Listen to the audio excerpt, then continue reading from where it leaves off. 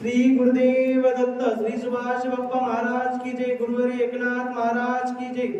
माझे नाव गजानन भगवानराव सिरछेवाड। मी मुंबईमध्ये police commissioner office या कार्यालयामध्ये कनिष्ठ लिपिक या पदावर कार्यरत आहे।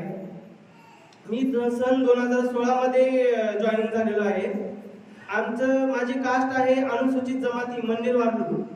आमचा 2009 पासून आमच्या कास्टचा आणि औरंगाबाद समितीमध्ये जात पडताळणीचा प्रस्ताव प्रलंबित आहे। 2009 पासून आमच्या कास्टमध्ये कोणत्याही एकाही व्यक्तीला जात वैधता प्रमाणपत्र व्हॅलिडिटी मिळालेली नाही।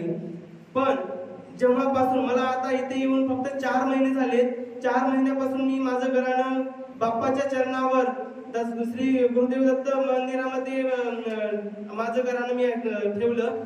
तर या 4 महिन्यामध्ये माझा असा अनुभव झाला की जे आतापर्यंत जे प्रलंबित प्रस्ताव होते ते आता प्रस्ताव निकाली काढण्यात येत आहेत आणि मला आता वकिलाने 6 तारीख दिली। 6 तारखेला माझा जे व्हॅलिडिटीचा प्रस्ताव आहे तो फायनल निकाल आता लागणार आहे। माझे अनुभव बरेच आहेत।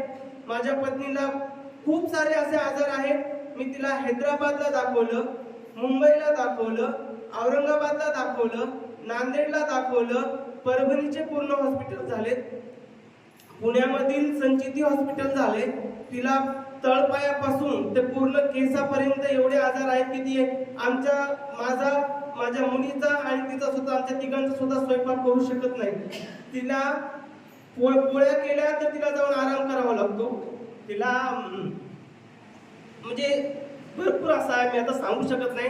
आता आम्हाला महाराजांना मी घरी बोलवलं होतं, तर महाराजांनी आम्हाला 7.5 महिन्याचा कालावधी दिला आहे। त्या 7.5 महिन्यामध्ये पत्नी माझी नीट होईल असं सांगितलेलं आहे। मी महाराजांना अशीच विनंती करतो की तुमचा आशीर्वाद असाच आमच्या चरणावर डोक्यावर राहू दे।